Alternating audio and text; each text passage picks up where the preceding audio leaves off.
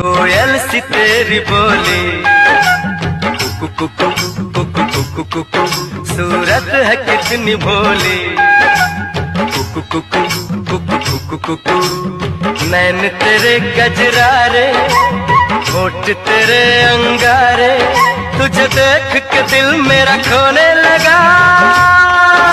बचपन में लिखी कहानी मेरी, कैसे बदलती जवानी मेरी, सारा समंदर मेरे पास है, एक बूंद पानी मेरी प्यास है। मैं वो लुटेरा हूँ जो लुट गया, माँ का भी आंचल कहीं छूट गया।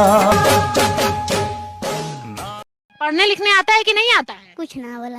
कुछ नहीं आता है? ABCD आता है? कुछ ना बता। तो क्या करते हो स्कूल जाके? स्कूल जाके मरा लिया और का।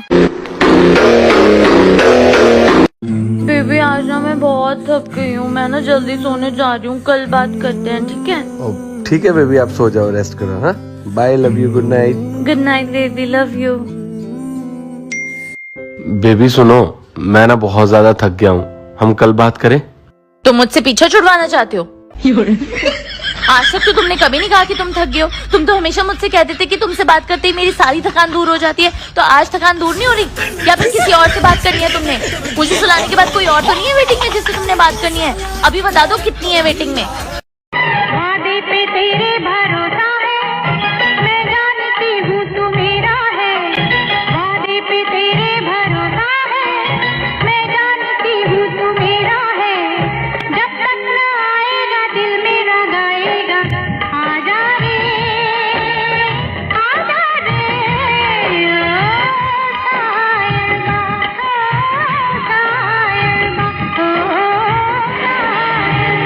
आज कल याद कुछ और रहता नहीं, एक बस आपके याद आने के बाद।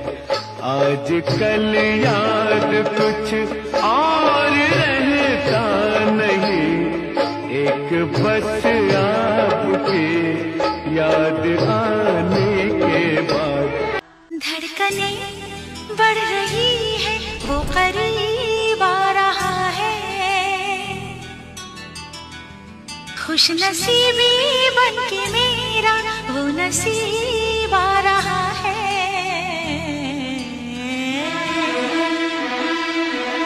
साजन साजन तेरी दुल्हन तुझको पुकारे, आजा आकर मेरे हाथों में मेहंदी तू ही रचा जा।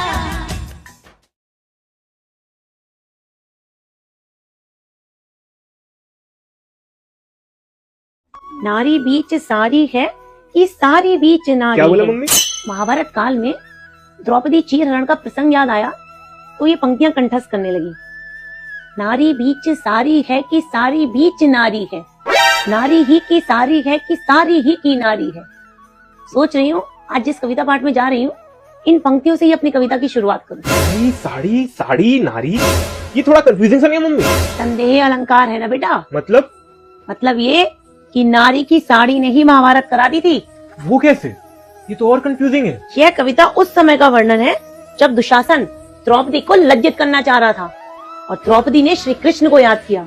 श्री कृष्ण ने साड़ी को इतना बड़ा कर दिया, इतना बड़ा कर दिया, इतना बड़ा कर दिया कि दुशासन साड़ी खींचते थक गया।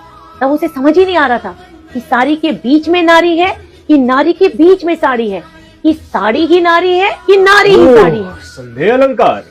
फिर क्या हुआ? जहाँ भगवान श्री कृष्ण हो तो वहाँ कोई नारी लज्जित कैसे हो सकती है?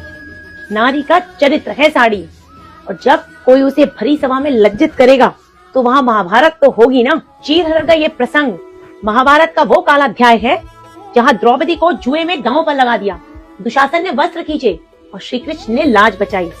और वो साड़ी, लाल रंग की साड़ी जो पांचाल की राजकुमारी की शोभा बढ़ाती थी, जब भरी सभा में उसे खींचा गया तो पूरा जग शर्मसार हो गया। क्या हुआ? तेरा चेहरा संदेह अलंकार जैसा क्यों लग रहा है? उलझ गया हूँ। किसमें? यही साड़ी में। हमारी संस्कृति की सोल है साड़ी, और इस 9 गज के कपड़े में तो पूरा जगत उलझा हुआ है। तू अकेला थोड़ा ही है। वो कैसे? साड़ी का जादू पल्लू की उन छोटी छोटी हरकतों में है जो बिना शब्द कहे चरित्र की परतें खोल देता है। वो कैसे?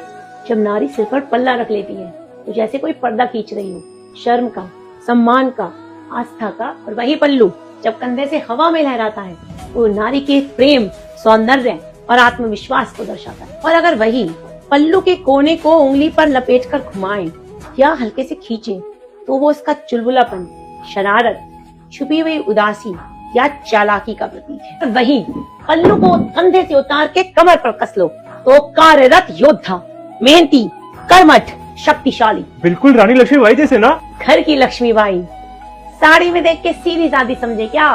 सदी हूँ मैं, इस सदी की नारी हूँ मैं।